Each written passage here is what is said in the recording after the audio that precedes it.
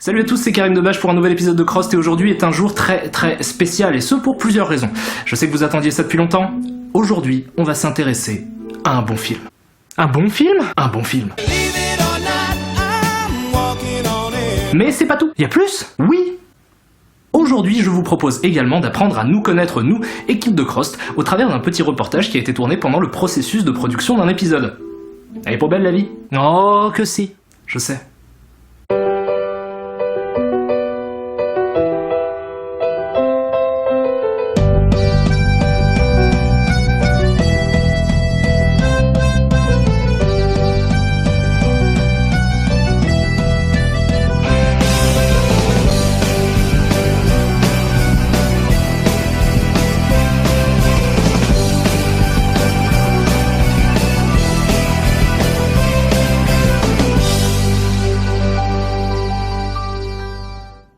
Ah oui, et le film en question c'est King of Kong.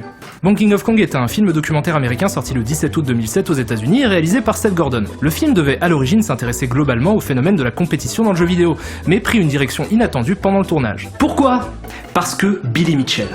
Billy Mitchell ? Billy, putain de Mitchell. C'est qui ? C'est lui. Billy Mitchell est probablement un des joueurs d'arcade les plus populaires de l'histoire du jeu vidéo. Il est le premier à avoir réussi un score parfait à Pac-Man et il a détenu, au fil des années, plusieurs records du monde, notamment sur des jeux comme Burger Time, Centipede et, ce qui nous intéresse aujourd'hui, Donkey Kong, un jeu sur lequel il a établi un record mondial en 1982, en plein âge d'or du jeu d'arcade. Et là, vous vous dites « Wow, il déchire Billy Mitchell !» Pas exactement. Billy Mitchell était un joueur de flipper qui ne s'intéressait pas vraiment aux jeux vidéo jusqu'à ce qu'il se rende compte que le jeu vidéo pouvait le rendre encore plus célèbre. Alors, entendons-nous bien, il s'agit là non pas d'un personnage de fiction, mais d'une vraie personne, que je ne connais bien évidemment pas personnellement. Je vais donc prendre un maximum de précautions en parlant de lui.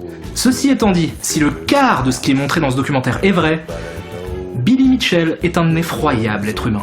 Froid, calculateur, mythomane, égocentrique, narcissique et patriote à l'extrême, la description qui est faite de lui fascine autant qu'elle répugne et le film vaut déjà le coup juste pour ça. He's a winner.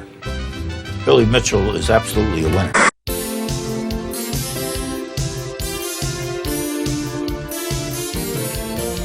Ouais, Hugo et Gilles, c'est des gros bosseurs. Je comprends pas toujours tout ce qu'ils font, mais ils bossent. Ils en abattent du boulot. Ça, si le boulot était un arbre, ce serait de vrais bûcherons. Le son, c'est quelque chose d'extrêmement important. S'il n'y a pas de son, qu'est-ce qu'on fait ? Où on est ? On est dans le muet, on est dans le noir et blanc, on est dans Chaplin. C'est pas possible. On peut pas faire ça. Pas dans une chronique, pas sur jeuxvideo.com. Alors qu'est-ce qu'on fait ? Comment ça marche ? J'utilise un Chops CMC5. Je le relie ensuite à un enregistreur multipiste. Bonjour. Après, cet enregistreur, évidemment, est relié à un câble et qui est relié à un casque. En général, c'est moi, là, c'est Karim. Je suis arrivé sur le plateau, c'était un peu le chantier. J'ai écouté, j'ai regardé, et ça y est, ça m'est venu. Je me suis dit non, un 800 watts sur un pied de mille, tout nu, en réflexion. Ça a marché, hein, ça a marché. Retour au film donc, qui nous raconte comment Steve Wiebe, père de famille, professeur de sciences et musicien amateur, décide un jour d'essayer de faire tomber le record de Billy Mitchell sur Donkey Kong. La première partie est donc consacrée à la tentative de Wiebe qui nous est présenté comme un éternel loser, talentueux mais juste pas assez pour avoir son quart d'heure de gloire. Bref, Steve Wiebe bosse comme un dingue pour faire péter le record et il y arrive. Oui ! Bien joué Steve. Bien joué. Bon bah c'était un bon film. À dans 2 semaines. Bien sûr que non, c'est pas la fin, c'est même tout l'inverse, puisque c'est à partir de ce moment précis que le film devient génial. Michou, il a le potentiel pour devenir un grand monteur. Il n'en est pas encore là, il lui manque un peu de maturité, il lui manque le sens du rythme, l'hygiène corporelle aussi. Mais dans quelques années, je suis sûr qu'il va cartonner. C'est un peu comme un espèce de morceau de pâte à modeler, on peut tout faire avec, ça pourrait être la prochaine Vénus de Milo. Avec des bras. Là t'es un peu... T'es pop, j'aimerais que tu sois punk.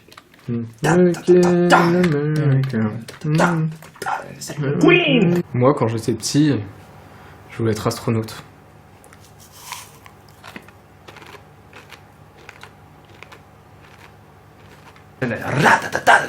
C'est toi qui parles trop vite. Je parle pas trop vite, c'est toi qui entends trop lentement.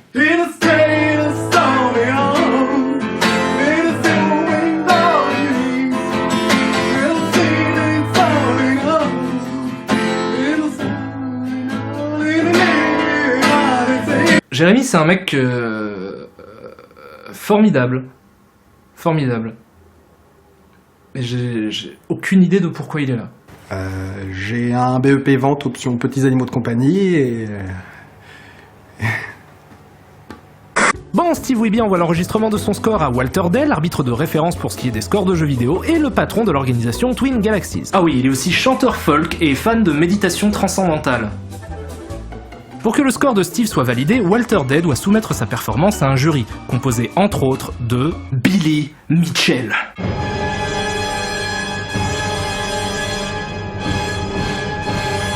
Billy Mitchell envoie donc 2 mecs désosser la bande de Steve Wiebe pour examiner la carte mère et vérifier que rien ne cloche. Ah, il est sympa ce Billy. On apprend alors que la carte mère en question a été offerte à Steve Wiebe par un nouveau personnage haut en couleur, Mr. Awesome. Bon, Mr. Awesome n'a qu'un minuscule rôle dans le film, en gros on sait juste qu'il est l'ennemi juré de Billy Mitchell et qu'il a offert à Steve cette borne dans le seul but de faire tomber le record de Billy. Mais vu que je me suis renseigné sur qui est Mr. Awesome, j'ai décidé de vous en montrer un peu plus. Voilà qui est Mr. Awesome.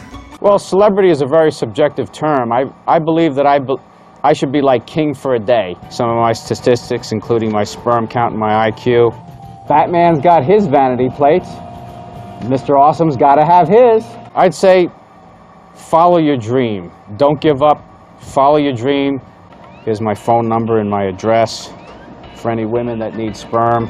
Ok, même les scénaristes les plus fous de l'histoire de l'écriture n'auraient jamais pu créer des personnages aussi dingues.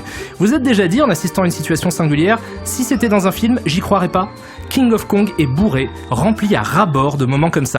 L'étalonnage, c'est une phase essentielle au processus de production. En gros, quand vous tournez, vous faites une image, et l'étalonnage, ça va vous permettre d'améliorer cette image, de changer un peu la couleur, de changer les contrastes, etc.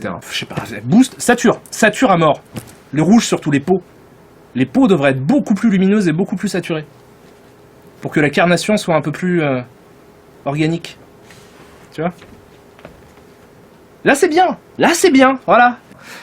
C'est comme si votre femme venait d'accoucher, vous recevez votre bébé, tout va bien, c'est un garçon, mais il est juste un peu moche. Il est pas difforme, il est pas répugnant, il est juste un peu moche. Qu'est-ce que vous faites ? Vous pouvez pas l'opérer, c'est un enfant. Vous pouvez pas le jeter, c'est illégal.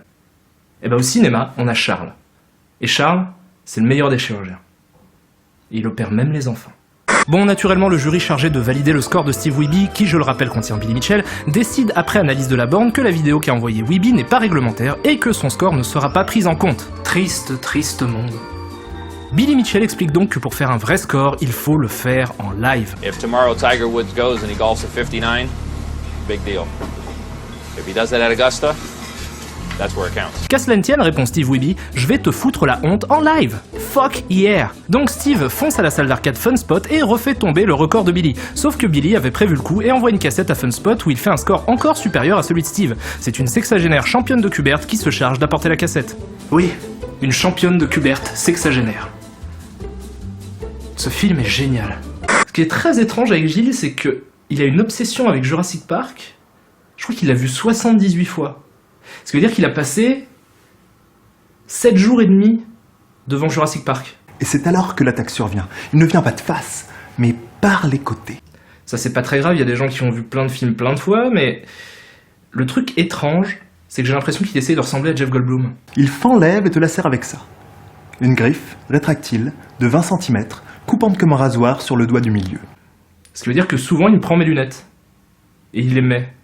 Pendant qu'il bosse. Il t'ouvre peut-être le ventre, qui déverse tes intestins. Mais le pire c'est que tu es vivant lorsqu'il te dévore. Et moi je vois moins bien sans mes lunettes, et lui voit moins bien avec. Vous prenez une idée, vous l'emballez dans un joli papier cadeau plastique, et vous le vendez. Bon, je pourrais vous décrire les événements de King of Kong en long, en large et en travers, mais je m'y refuse, parce que le film mérite amplement 1h30 de votre temps.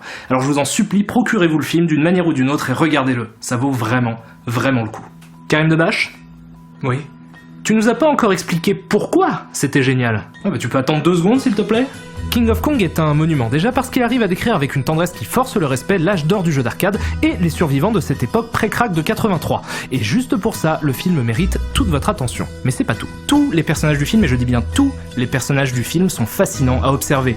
Pas seulement parce qu'ils sont passionnés de jeux vidéo, mais surtout parce que leur humanité transpire à l'écran de façon débordante. I don't drink, I don't smoke, I don't do drugs.